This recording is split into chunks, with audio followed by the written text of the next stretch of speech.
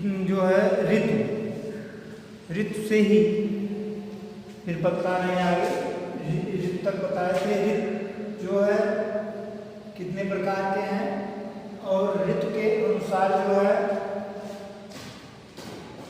खेतों की जुताई करनी चाहिए, जिससे जो है क्या होता है कि खेत अच्छे से तैयार हो जाता है। तो सबसे पहले आप देखिए ऋतु में, ऋतु जो है 3 भागों में विभाजित किया गया है। नंबर 1 है गर्म ऋतु। गर्म ऋतु का मतलब जो गर्मी में जुताई की जाए, और गर्मी की जुताई से खेत को काफी लाभ होता है। इससे जुताई करने से जो है कीड़े मकोड़े आदि खरपतवार नष्ट हो जाते हैं, क्योंकि उस समय गर्मी बहुत ज़्यादा होती है, धूप बहुत तेज होता है, खेत सभी खाली रहते हैं। इससे जो है गर्मी में जुताई अवश्य करनी चाहिए। और जुताई जो है मिट्टी पलट हल से करें, और जो है जिससे मिट्टी पलट हल से करने पर जो खरपतवार होंगे वो नीचे दब जाएंगे और नष्ट हो जाएंगे। ग्रीष्म काल की जुताई करने से लाभ क्या क्या है, ठीक है। जो हानिकारक कीड़े मकोड़े हैं वह जो है ऊपरी सतह पर आकर तेज धूप के कारण नष्ट हो जाएंगे। और दूसरा आपका मिट्टी की संरचना जो है उसमें सुधार आएगा। क्या आएगा? सुधार आएगा, ठीक है। और अधिक व तेज धूप के कारण जुताई द्वारा उखड़े हुए खरपतवार क्या होते हैं? नष्ट हो जाते हैं। फिर अगला देखिए वर्षा ऋतु में जो है जुताई बहुत ज्यादा नहीं की जा पाती, क्योंकि उस समय बरसात होता है और खेत जोतने योग्य नहीं हो पाता है। जब बरसात बंद होता है तब जो मतलब अगस्त के बाद सितंबर में जो है जुताई की जा सकती है। तो इससे क्या होते हैं, मिट्टी के ढेले ना रहें। जब जुताई की जाए तो उस समय जो है खेत में ढेले ना रहें, इस प्रकार से जुताई करनी चाहिए। भूमि पूरी तरह से जो है मिट्टी पलट से पलट देना चाहिए, क्योंकि उस समय खर ज्यादा होते हैं और वो खर खेत में दब करके नष्ट हो जाएंगे, ठीक है। अगला देखिए आपका आता है शरद ऋतु। शरद ऋतु में क्या है कि शरद ऋतु का मतलब ठंडक का मौसम। उस समय खेत में समय नहीं होता है, केवल जो खेत वर्षा के ऋतु में बुआई ना किया गया हो उसी को अच्छी प्रकार से जुताई की जा सकती है।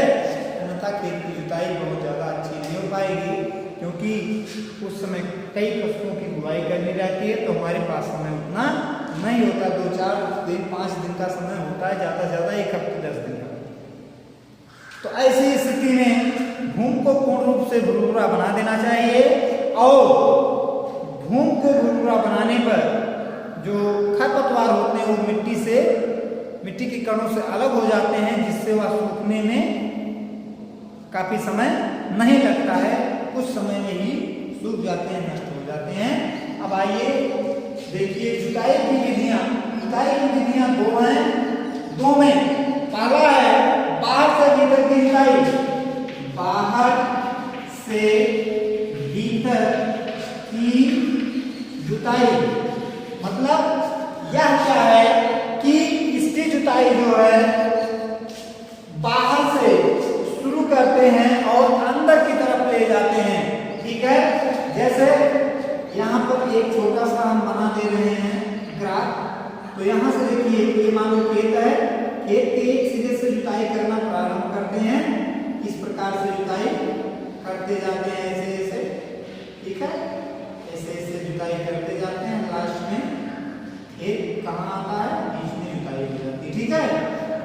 ये आपका बाहर से भीतर की जुताई। और दूसरा है भीतर से बाहर की जुताई, ठीक। यहाँ पर ध्यान दीजिए या एक आपका प्लान है, इसकी जुताई कहां से करेंगे? भीतर से बाहर की तरफ। तो मान लो हरा यहां से उठाए इस प्रकार से, ठीक है, तो ऐसे जुताई करते हुए ऐसे भीतर से उठाएं, भीतर ही लास्ट में बाहर कर देंगे, ठीक। तो ये भीतर से बाहर जुताई होगी, ठीक है। आगे देखिए, अब आगे क्या है कि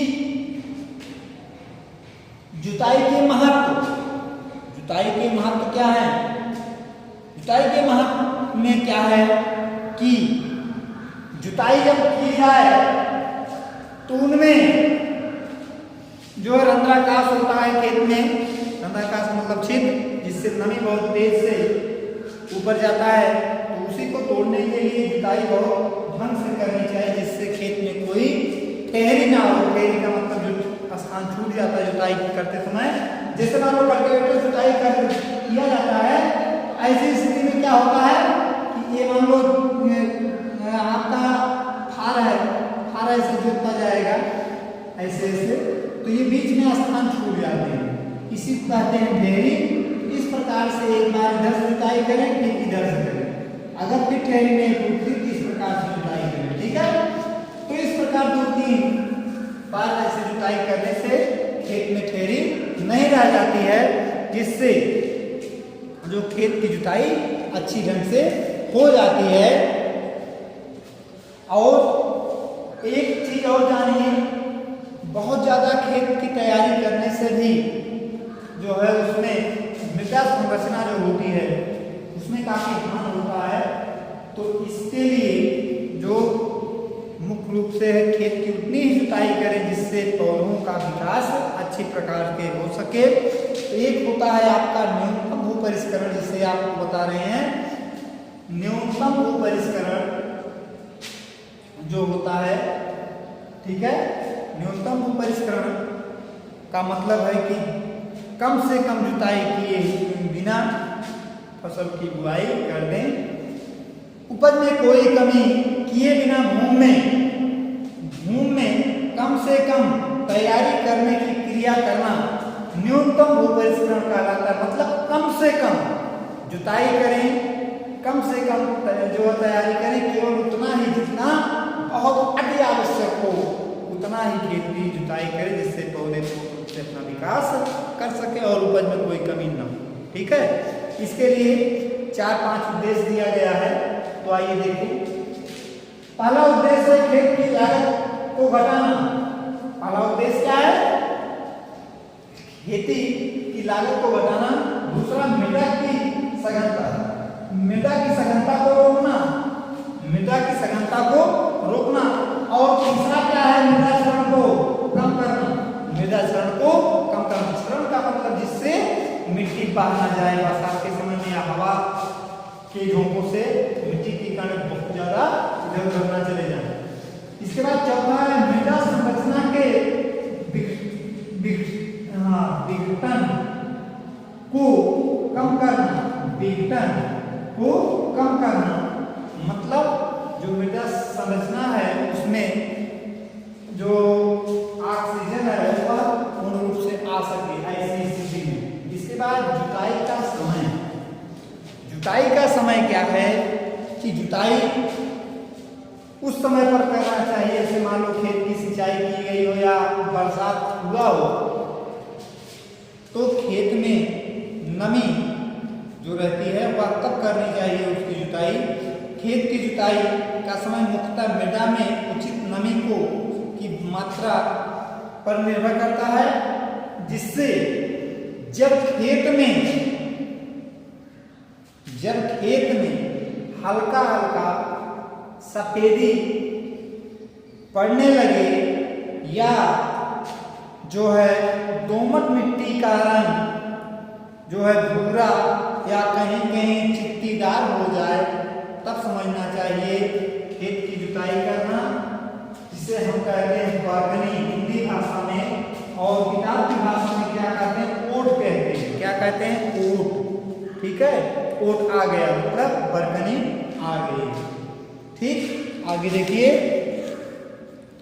कि जुताई का संरचना पर प्रभाव, जुताई करने से जो है संरचना पर सीधा प्रभाव पड़ता है।